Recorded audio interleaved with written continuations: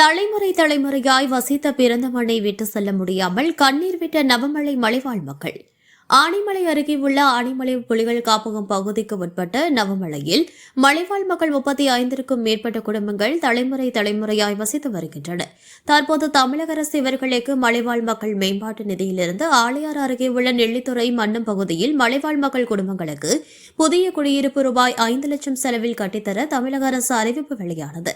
இதையடுத்து கோவை மாவட்ட ஆட்சியர் பவன்குமார் மலைவாழ் மக்கள் நேரில் சந்தித்து தங்களுக்கு கட்டித்தர வீடுகள், அடிப்படை வசதி நிறைந்திருக்கும், மேலும் போக்குவரத்து, மருத்துவ வசதி உள்ளிட்டவை அனைத்து முழுமையாக நிறைவேற்றப்படும், முதியோர்களுக்கு தமிழக அரசு வழங்கும் மாதம் ரூபாய் 1000 முழுமையாக சென்றடைகிறதா என கேட்டறிந்தார்.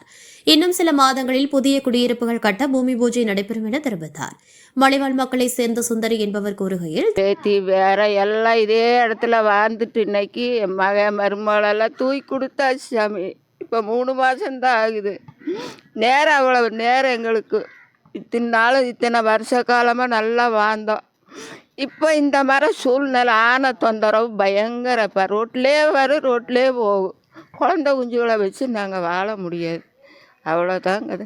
தான் பிறந்ததும் இந்த இடத்தில்தான், எனது குழந்தைகள் வளர்ந்ததும் இந்த இடத்தில்தான், தலைமுறையாக இந்த இடத்தில் நாங்கள் இருந்து வருகிறோம். தற்போது பிறந்த இந்த மண்ணை விட்டு செல்ல மனமில்லாமல் உள்ளோம். தனது குடும்பத்தை சேர்ந்த 5 பேர், மகள், மருமகன் உட்பட கடந்த சில மாதங்களுக்கு முன்பு சாலை விபத்தில் இறந்து போய் உள்ளனர். அதிலிருந்து எங்களால் மீள முடியவில்லை. மேலும் இந்த பகுதியில் யானைகள் நடமாட்டம் உள்ளதால் குழந்தைகளை வைத்துக் கொண்டு பயந்து வாழ்ந்து வருகிறோம்.